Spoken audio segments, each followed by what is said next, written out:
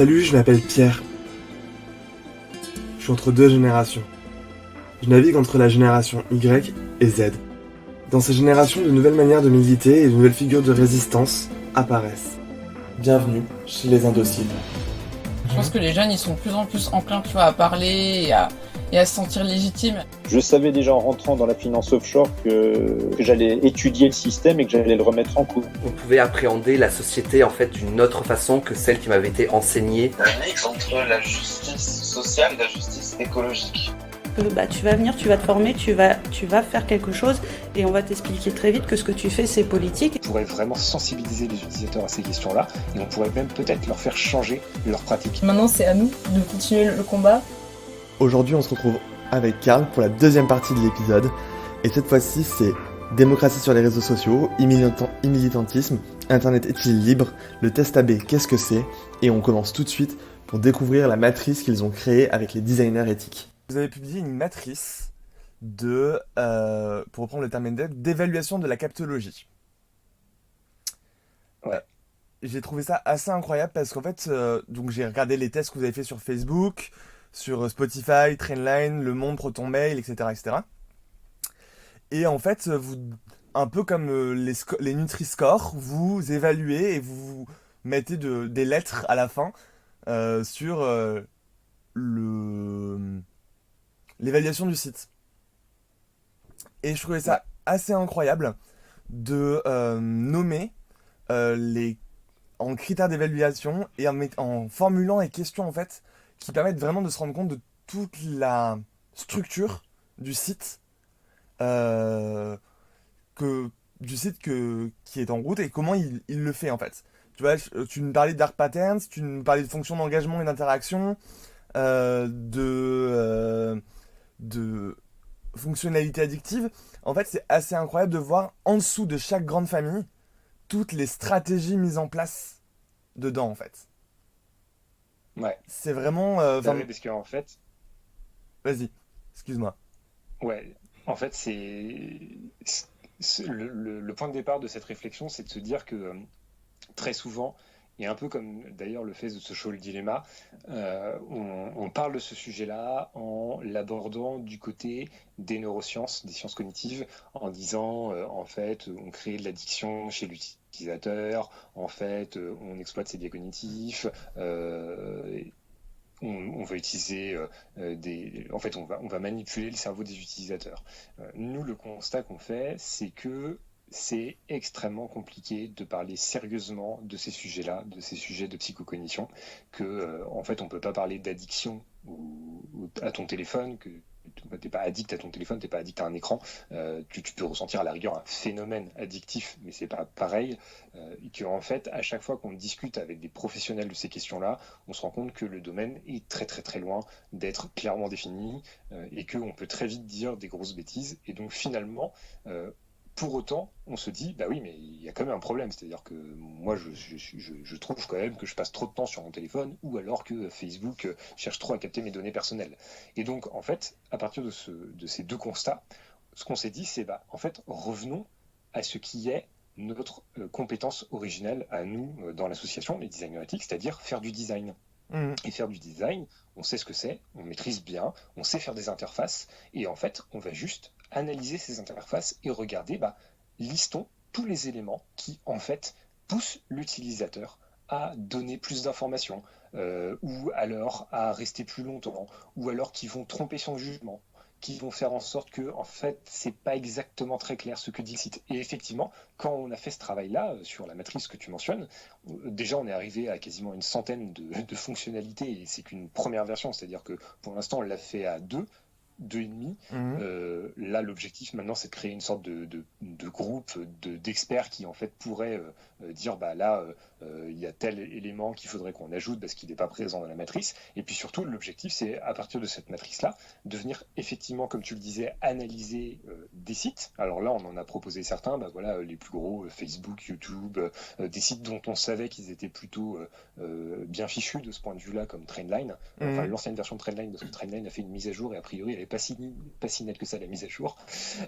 Mais en fait, l'objectif sur le long terme, c'est surtout d'analyser le plus de sites possible et de se dire, bah, en fait, si on pouvait analyser genre les 500 sites les plus utilisés dans le monde, en fait, déjà, avec 500 sites, on couvrirait la majeure partie des usages des Français, voire même de, de l'ensemble des internautes dans le monde. Et ben, si on était capable de couvrir ces 500 sites et que pour chaque site, on pouvait dire, bah, attention, ici, le site que tu utilises, en fait, il n'est pas très très clair. Par exemple, il va te mettre des fils d'actualité infinis, ce qui va te pousser à rester plus longtemps, ou alors il utilise de l'autoplay pour te faire regarder plus de vidéos, ou alors il va utiliser des notifications qui sont un petit peu abusives, ou alors il va mettre en place des dark patterns, etc. Si on était capable de donner comme ça une note, effectivement, de A à F pour chaque service, et de ensuite détailler un petit peu bah, quels sont les principaux problèmes qu'on peut rencontrer sur ce site, et ben en fait on pourrait vraiment sensibiliser les utilisateurs à ces questions-là, et on pourrait même peut-être leur faire changer leur pratique, et leur dire que bah, en fait Facebook c'est clairement moins bien que par exemple Mastodon. Enfin j'aurais dû dire Twitter est clairement moins bien que Mastodon parce que c'est un peu plus c'est l'équivalent, oui. Mais bref c'est pas très important. Mais c'est assez intéressant parce voilà, qu'en fait, c'est assez intéressant parce qu'en fait je trouve que enfin, du coup, moi, là, je suis devant la matrice actuellement en train de la regarder, tu vois, pendant qu'on discute. Et moi, ce que j'ai énormément apprécié dans la présentation de votre matrice, quelque part, au-delà de la note, etc., c'est la question, enfin, le groupe auquel appartient la fonction, la fonctionnalité en tant que telle. Donc, par exemple, on va prendre la fonctionnalité de l'engagement et de l'interaction. On va se concentrer sur le like. Dans ce like, on va se concentrer sur est-ce que c'est juste un like ou est-ce que c'est une émotion qu'on met derrière? Est-ce que c'est un like de validation? Et en fait, c'est toutes ces sous-trates qu'on n'arrive même pas, qu'on ne perçoit pas et qu'on ne valide pas. Enfin, qu'on perçoit pas, qu'on ne conscientise pas. Ouais. C'est des trucs qu'on ne conscientise pas en termes d'utilisateurs. Je sais pas si tu vois ce que je veux dire. C'est-à-dire c'est tellement usuel, presque, je sais pas si on peut dire ça comme ça, mais on décode beaucoup plus quand c'est vraiment écrit dans ce tableau-là. Moi, j'ai vraiment réussi à décoder plein de choses que j'avais pas saisies en tant que telles, tu vois. Ouais, mais tu vois, moi, une des premières expériences que j'ai eues et qui m'a poussé à avoir un petit peu cette vision où justement il faut aller vraiment dans le détail pour comprendre ce qui se passe, c'est sur Netflix. Sur Netflix, par exemple, donc tu sais, quand tu regardes une série, après la fin d'un épisode, tu as ce qu'on appelle donc l'autoplay qui va lancer l'épisode suivant. Et en fait, cet autoplay, quand tu l'analyses en détail, et ben en fait, il fonctionne pas toujours de la même manière. Quand c'est une série qui est produite par Netflix, l'autoplay, il est de 5 secondes seulement. Alors que quand la série, elle n'est pas produite par Netflix, l'autoplay, il est de 15 secondes. Ce qui veut dire que Netflix, c'est un lien très clair entre, d'un côté, des éléments de son interface, le temps de transition entre deux épisodes, et de l'autre côté, des éléments de son business model, puisque, évidemment, une série que Netflix a produite va coûter beaucoup plus cher à Netflix qu'une série dont ils vont juste avoir acheté les droits et qu'ils vont retransmettre en partie. Et donc ça veut dire que y a clairement un lien de causalité entre le fait que ça coûte cher et le fait que si on raccourcit le temps entre deux épisodes, et les utilisateurs vont plus la regarder, vont être donc plus susceptibles d'aller jusqu'au bout de la série, voire de regarder d'autres séries, et surtout, en fait, ils vont être susceptibles de renouveler leur abonnement le mois suivant parce qu'ils auront été satisfaits des contenus qui leur ont été proposés. Et donc, en fait, c'est vraiment en allant dans le fond des fonctionnalités qu'on se rend compte que effectivement des fois une fonctionnalité par défaut elle n'est pas problématique. Par exemple le fait que tu puisses laisser un commentaire sous un post Instagram ou sous un post Twitter ou ce que tu veux, en soi c'est pas problématique, c'est même plutôt bénéfique le fait de pouvoir échanger les uns avec les autres sur des systèmes techniques. Mais par contre quand on se rend compte que ces mêmes commentaires vont être utilisés dans ce qu'on appelle les critères d'engagement des médias sociaux, donc c'est-à-dire comment est-ce que les médias calculent le fait que tu sois plus ou moins intéressé par le contenu qu'on te propose, et là ça change complètement la donne. Parce qu'en fait ce qu'on remarque, c'est que les contenus qui vont susciter le plus de commentaires, ce sont les contenus qui sont les plus clivants. Et donc si ce sont les contenus les plus clivants qui suscitent le plus de commentaires et que ces commentaires sont pris en compte pour savoir quels sont les posts qui intéressent le plus les utilisateurs, faut pas s'étonner après que ce soit les posts les plus clivants qui remontent le plus dans les fils d'actualité. Et du coup, c'est justement là, en plus, on vient de finir l'élection américaine. Ouais. On a vu ce qui s'était passé, donc du coup, il y a 4 ans, en 2016, avec Trump et Hillary Clinton, et les bulles de filtre créées par tout ça, et la démocratie qui se retrouve en danger par ces outils-là, en fait. Ouais. Bah ça, c'est un vrai sujet qui est très compliqué. Et là encore, nous, on évite de trop mettre les pieds là-dedans parce que, en fait, on se rend compte que on maîtrise relativement peu les choses parce qu'effectivement, dès qu'on va parler de bulles de filtre, d'orientation des contenus, en fait, c'est hyper difficile de savoir quelle est la réelle part de responsabilité des médias sociaux là-dedans. Est-ce que les médias sociaux augmentent vraiment la bulle de filtre d'un utilisateur?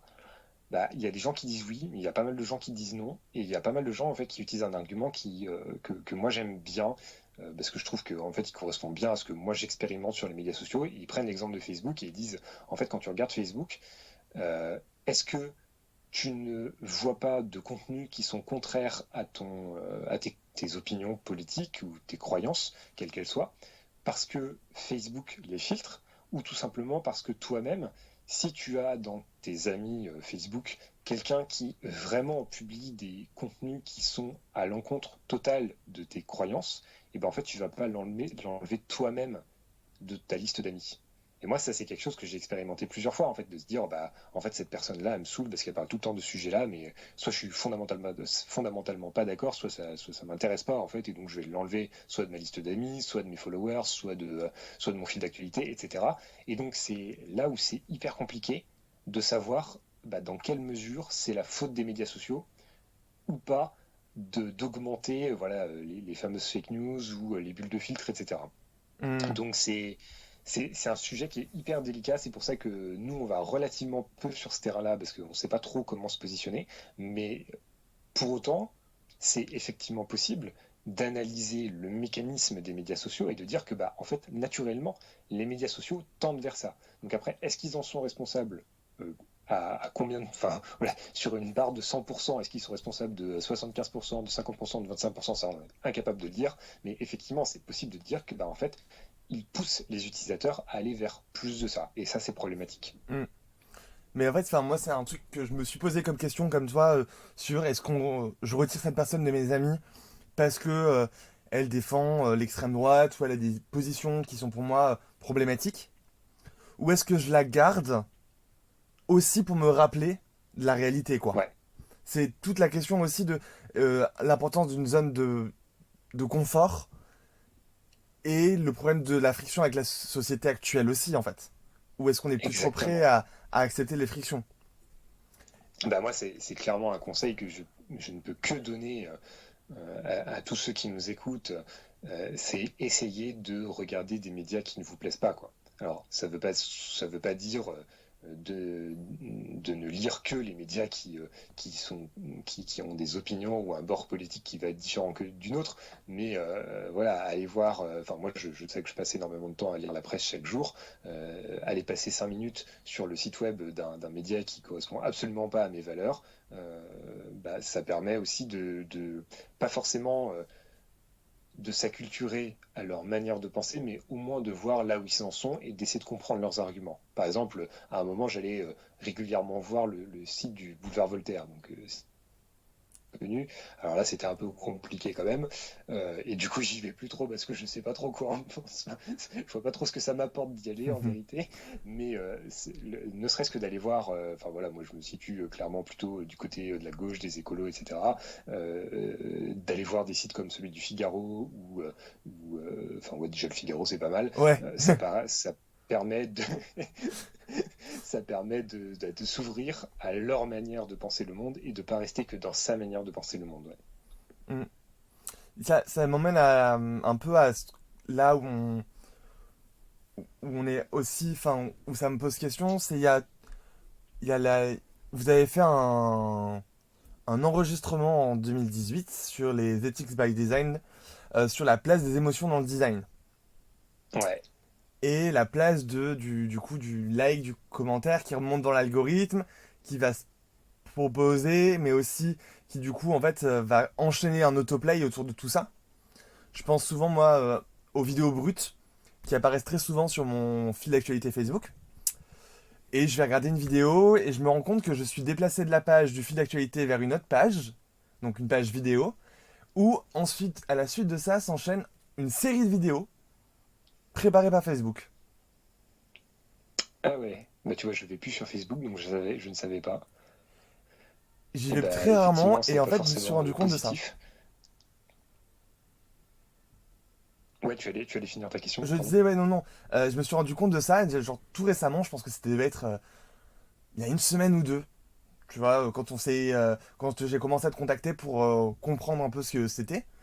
Et en fait, je me suis dit, bah, ça fait longtemps que t'as pas été sur Facebook, ça fait longtemps que tu vas pas sur Twitter, parce que j'ai décidé de restreindre mes réseaux sociaux et tout ça. Et en fait, je me suis rendu compte de ces nouvelles fonctionnalités, quoi. Ouais, C'est plus une remarque qu'une question, hein. effectivement, bah ouais, j'ai pas forcément grand-chose à dire, si ce n'est que, et c'est un des gros problèmes auxquels nous on se confronte, les sites sur lesquels on va changent tous les jours. Et ça, je pense que les gens ne le mesurent pas. Euh, si on veut rentrer un peu dans le détail et en revenir à des questions de design, par exemple, il y a une pratique, alors qui n'est pas pratiquée que par les designers d'ailleurs, mais qui est généralisée dans le monde de la tech, qu'on appelle le test AB. En anglais, ça s'appelle l'A/B testing. Et en fait, ça vise à faire la chose suivante, c'est à proposer deux versions de l'interface qu'on est en train de regarder. Donc, tu citais Facebook, bah voilà, tu es sur une page Facebook et une autre personne est sur la même page que toi, et ben on va vous présenter à tous les deux une version très légèrement différente de la page. Par exemple, on va juste changer l'emplacement de ce qu'on appelle un call to action, donc un bouton d'appel à action, donc un bouton sur lequel on aimerait bien que tu cliques. On va juste en changer par exemple l'emplacement, ou alors on va juste changer sa couleur, on va changer par exemple l'arrondi du bouton, Mhm. des choses très légères, et on va regarder sur des cohortes de 1000, 2000, 3000, alors quand tu es sur Facebook ça va être 100 000, 200 000 utilisateurs, quelle cohorte qui aura vu quelle version aura le plus cliqué dessus. Et donc ça, c'est une manière d'évaluer la performance de l'interface, de savoir si elle répond à ce pourquoi on l'a conçue. Et donc ces tests AB, le gros problème, c'est qu'ils sont absolument généralisés dans le monde de la tech et que, en fait, ils vont, d'une certaine manière, quasiment se substituer à la volonté de conception des designers.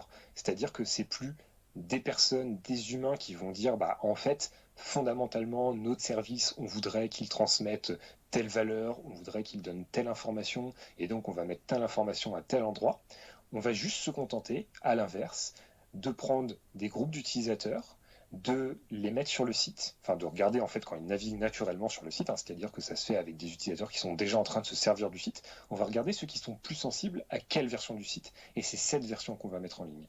Et en fait, sur des sites très utilisés, par exemple, je me rappelle en avoir discuté avec le Chief Data Officer d'un très gros site de voyage, de réservation de voyage, il me disait, en fait, il y a plus de 1000 tests AB qui tournent en permanence sur la plateforme. Ce qui veut dire qu'en réalité, aucun utilisateur ne voit la même version du site au même moment. Et ça rend extrêmement compliqué en fait l'analyse des sites. Ça rend extrêmement compliqué le fait de dire bah là le site il est plus ou moins bien parce qu'en fait il fait telle chose. En fait, comme personne ne voit vraiment la même version, il y a toujours des tout petits détails qui vont changer et qui à chaque fois vont essayer d'optimiser de 2, 3, allez grand maximum 4% le taux de clic sur telle action. Et ben en fait ça rend quasiment impossible le fait de savoir dans quel sens évoluent les sites web. Mm. Et ça m'amène sur une autre question du coup totalement différente, mais qui est quand même un peu en lien avec tous les réseaux sociaux, la catologie, etc. Il y a l'apparition de ce qu'on appelle le e-militantisme. Je pense que tu vois à peu près Ouais. ce que je veux dire. Je trouve que ça fonctionne énormément sur Instagram avec les collages féministes qui sont repostés en photo sur Instagram, etc. Je pense à des comptes de politique qui entraînent les utilisateurs et les citoyens à faire des grandes démarches, etc. là-dedans.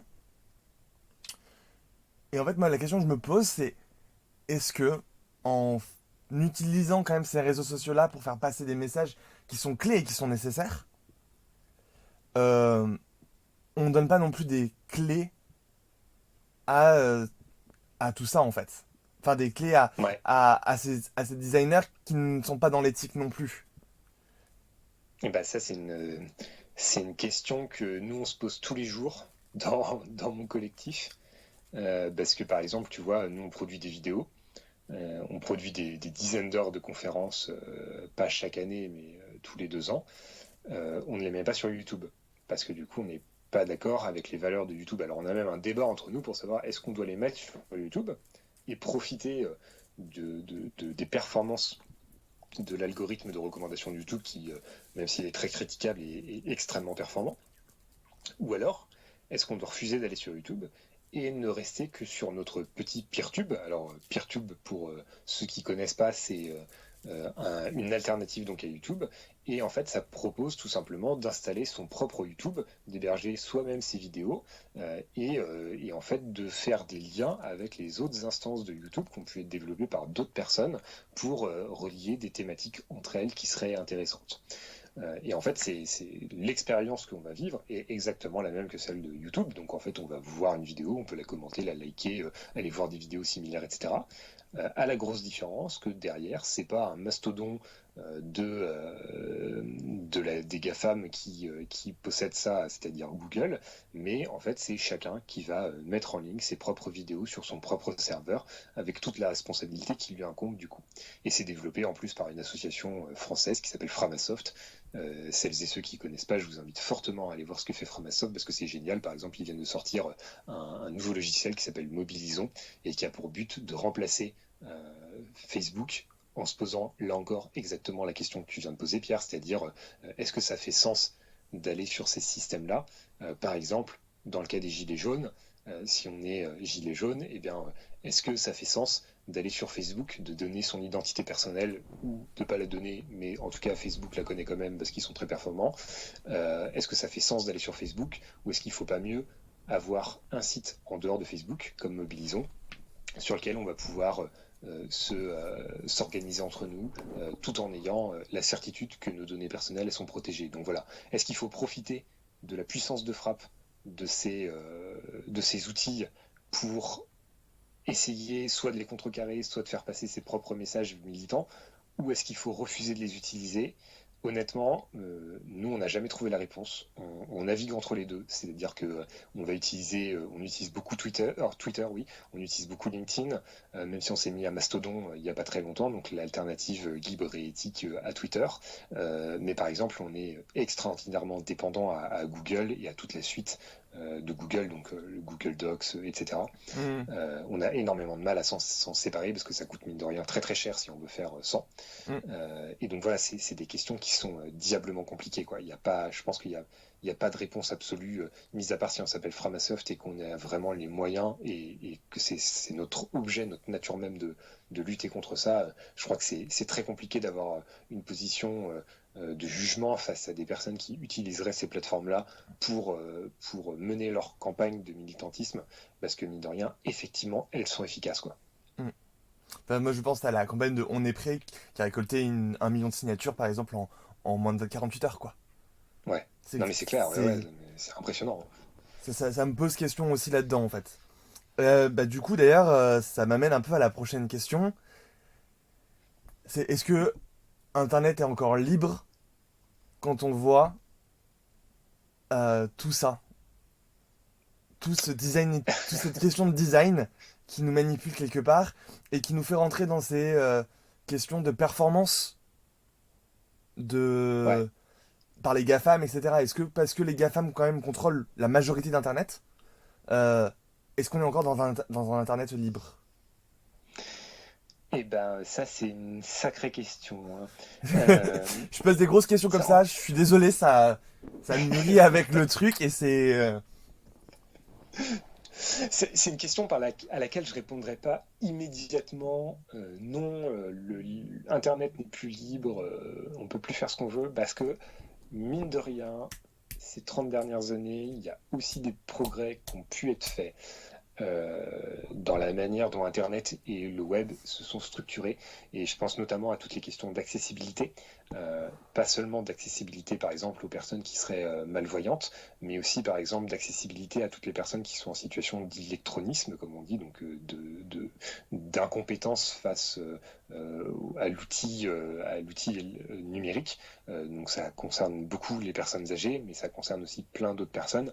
Et en fait, le fait qu'on ait une standardisation galopante du web ces 20 dernières années leur rend d'une certaine manière la vie un peu plus simple. Voilà, donc finalement, alors c'est peut-être pas un argument qui est très puissant pour défendre la centralisation du web. Bien sûr. En tout cas, c'est un argument qui existe et qu'il faut quand même prendre en compte. Mais de l'autre côté, c'est évident, mais alors vraiment évident que oui, le web se referme de plus en plus sur un tout petit nombre d'acteurs et que c'est un vrai problème. Je me rappelle avoir lu il y a de ça 2 ans un article, ça devait être sur Uzbek Erika, qui de temps en temps propose de très bons articles, et cet article en l'occurrence s'appelait Le web est mort, bienvenue dans le Trinet. Alors je ne saurais pas plus dire qui a écrit cet article, mais cet article faisait tout simplement le constat qu'aujourd'hui, la plupart des utilisateurs d'Internet, sans même parler du web, la plupart des utilisateurs d'Internet fonctionnent sur un nombre d'applications extrêmement restreintes, et qu'en gros, si tu enlèves Facebook avec sa galaxie Instagram, WhatsApp, Facebook, que tu enlèves de l'autre côté Google et principalement YouTube, et tu rajoutes à ça Amazon, et ben en vérité, il y a quasiment plus de web. Il n'y a même plus de web. Aujourd'hui, la pratique du blogging, par exemple, elle a quasiment disparu. Alors que il y a Tu peux expliquer ce que c'est qu'un plugin? Blog. Pardon? Du blogging. Ok, j'ai entendu plugin, ouais. Excuse-moi. Ah oui, pardon, ouais, non, du blogging, ouais, des blogs. Ouais. Et la pratique des blogs, qui est presque consubstantielle à la naissance du web, en réalité, aujourd'hui, elle a quasiment disparu. Ou en tout cas, faire vivre son blog sans passer par les médias sociaux et sans être dans une niche très précise qui ferait que naturellement ça attirerait du trafic, bah en fait, c'est plus possible. Ou alors, ça, c'est le débat qui revient très souvent, par exemple, dans la communauté des vulgarisateurs scientifiques sur YouTube. Est-ce qu'il faut garder... Enfin, il y a beaucoup de vulgarisateurs sur YouTube qui ont commencé avec des blogs, et puis qui, en fait, ont vu que sur YouTube, c'était possible d'avoir des taux de vue, des fréquentations, du trafic, qui étaient, même pas 100 fois, mais peut-être 1000 fois, 10 000 fois, 100 000 fois supérieur à celui qu'ils pouvaient avoir sur leur blog. Et donc, de fait... c'est extrêmement compliqué de reprocher à ces gens-là qui en plus véhiculent souvent des choses qui sont super positives comme l'accès à la connaissance. Enfin moi voilà, j'ai grandi avec C'est pas sorcier et aujourd'hui aller voir des vulgarisateurs scientifiques faire la même chose sur YouTube, c'est super génial, hein, c'est vraiment top. Est-ce qu'on peut vraiment leur reprocher d'y aller?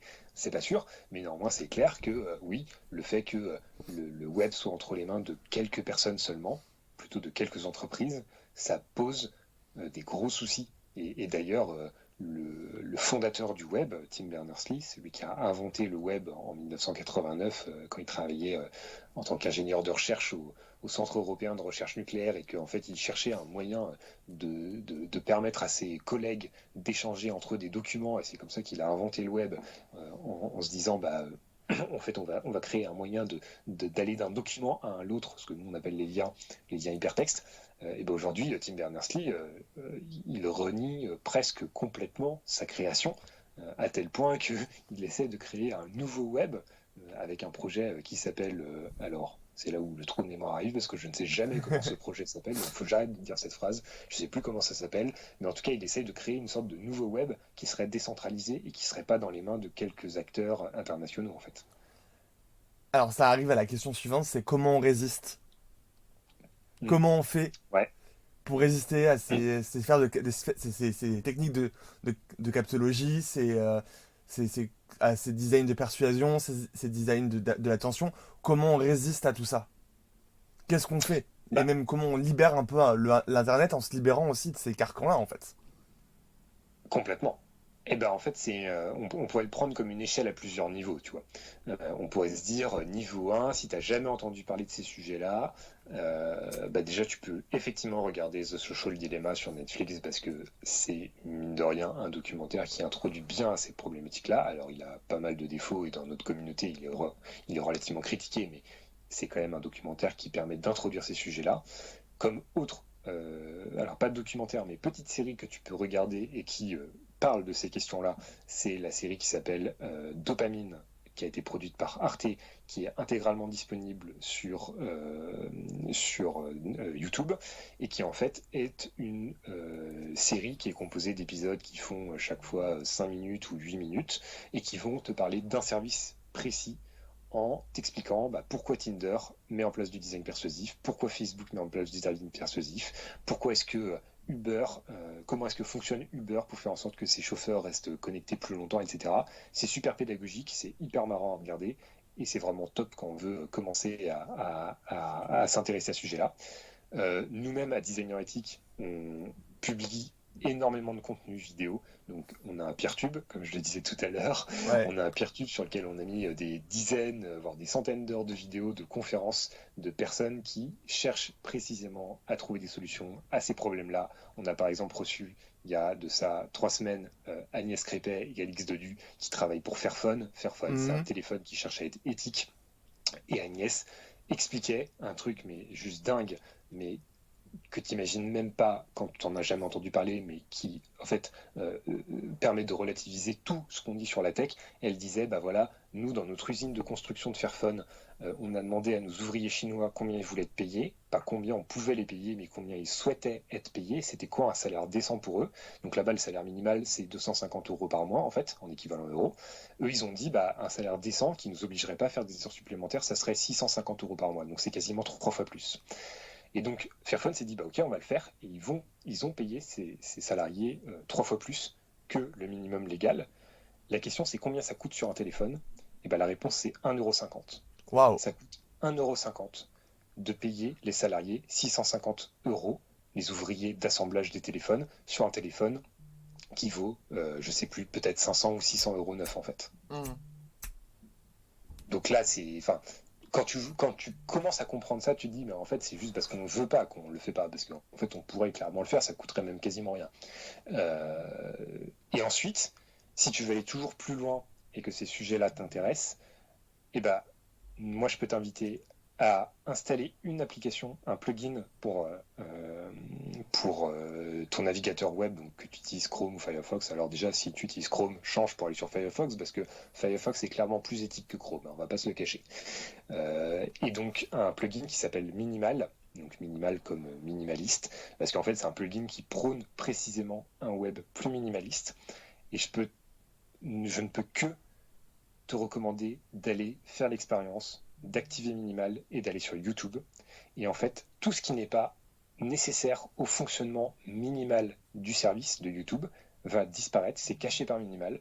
Donc en fait, tu n'as plus de recommandations, tu n'as plus d'autoplay, tu n'as plus de tendance. En fait, tu as juste une page avec tes abonnements, le moteur de recherche, tu peux accéder aux vidéos que tu cherches ou aux vidéos qui te plaisent parce que tu les suis, et c'est tout. Et en fait, ça permet d'avoir une expérience minimale de ce que ça peut être que le web. Et ça, rien que ça, c'est super valorisant. Et puis si tu es vraiment super motivé, tu peux nous rejoindre à Designer Ethic. On est une association, on a besoin d'aide au quotidien. On essaye de mener des projets autour de ces sujets-là, et notamment on essaye de développer le plugin dont on parlait tout à l'heure à travers la matrice, qui permettra de donner une note à chaque service, et on sera super heureux de t'accueillir. Merci beaucoup, Karl, pour ton temps. Parce que c'est vraiment, c'est une discussion super intéressante. J'ai appris beaucoup de choses, et ça a éclairci énormément d'horizons. Merci à toi. Merci aux écouteurs de nous avoir écoutés. Vous pouvez donc du coup retrouver Designer Ethic sur Twitter, sur leur site internet, sur Peertube, avec toutes les conférences de 2020 et les conférences précédentes, plus des mini-vidéos de 8 à 10 minutes avec des intervenants qui expliquent un peu en résumé certaines conférences. Il y a toutes les références dont Karl nous aura parlé dans le podcast qui vont se retrouver dans la description. Puis moi je vous retrouve bientôt. Voilà. À bientôt.